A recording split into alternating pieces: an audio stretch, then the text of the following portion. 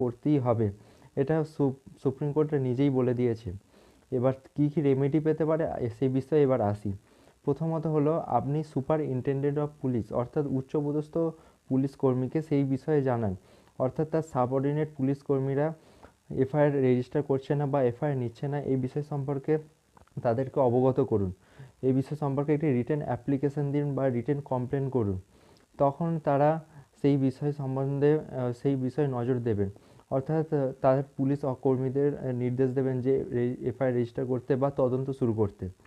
এবার এবার এখানে আপনি যদি না তাও সুরাহা হন, তখন আপনি জুডিশিয়াল ম্যাজিস্ট্রেটের কাছে একটি রিটেন অ্যাপ্লিকেশান দিন যে পুলিশ কর্মীরা বা আপনি জানিয়েছিলেন সমস্ত বিষয়গুলি সেখানে উল্লেখ করবেন যে আপনি জানিয়েছিলেন যে সুপারিনটেনডেন্ট অফ পুলিশ বা ডিসিপিকেও আপনি জানাতে পারেন, ডিস্ট্রিক্ট কমিশনার অফ পুলিশকে ওনারাও রাস্তা দেখিয়ে দিতে পারেন বা ওনারাও স্টেপ নিতে পারেন, গুরুত্বপূর্ণ স্টেপ নিতে পারেন।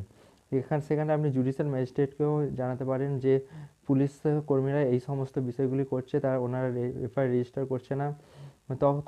তখন জুডিশিয়াল ম্যাজিস্ট্রেট নিজে সেই বিষয়ে তদন্ত শুরু করবে বা সেই বিষয় সম্পর্কে দেখবে যে কী করা যায়, বা পুলিশকে নির্দেশ দিতে পারে এফআইআর রেজিস্টার করতে বা তদন্ত শুরু করতে, তদন্ত ইনিশিয়েট করতে সেখানে পুলিশকে বলতে পারে। এছাড়া আপনি একটি প্রাইভেট কমপ্লেন করতে পারেন ওই জুডিশিয়াল ম্যাজিস্ট্রেটের কাছে। সেখানে আপনার স্টেটমেন্ট, সমস্ত স্টেটমেন্ট রেকর্ড করা হবে, আপনার এভিডেন্স, তার মানে সাক্ষ্য প্রমাণ, আপনি আপনি যে সাক্ষ্য প্রমাণগুলি দেবেন, যে এভিডেন্সগুলি আপনি দেবেন সেই বিষয়গুলি, সেই সমস্ত জিনিসগুলি সেখানে কালেক্ট করা হবে। এই সমস্ত এই সমস্ত বিষয়গুলি সেখানে কালেক্ট করা হবে। এছাড়া জিরো এফআইআর সম্বন্ধে একটু বলে দিই। আর এই তিনটি বিষয় ছাড়াও জিরো এফআইআর একটি গুরুত্বপূর্ণ একটি বিষয়। জিরো এফআইআর সম্বন্ধে জানুন। আর যদি নির্দিষ্ট পুলিশ স্টেশন এফআইআর রেজিস্টার করতে মানা করে দেয়, রিফিউজ করে, তখন আপনি জিরো এফআইআর করতে পারেন। আপনি অন্য পুলিশ স্টেশনে গিয়ে সেই বিষয় সম্পর্কে, আপনার অসুবিধা সম্পর্কে, আপনি যে সমস্যার সম্মুখীন হয়েছেন সেই বিষয় সম্পর্কে অন্য পুলিশ স্টেশনে গিয়ে আপনি সেই বিষয়ের বিরুদ্ধে, সেই নির্দিষ্ট পার্সনের বিরুদ্ধে, সেই নির্দিষ্ট ইন্ডিভিজুয়ালের বিরুদ্ধে আপনি একটি এফআইআর রেজিস্টার করতে পারেন।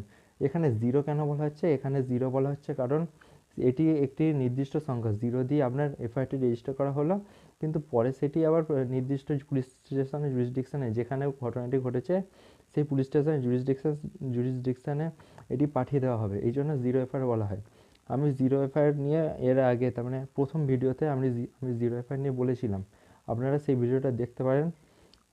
সো আজকে এই বিষয় সম্পর্কে বলার ছিল যে পুলিশ যদি কখনো এফআইআর রেজিস্টার করতে রিফিউজ করে আপনারা কী কী সুরাহা পেতে পারেন, আজকে সেই বিষয়ে বললাম।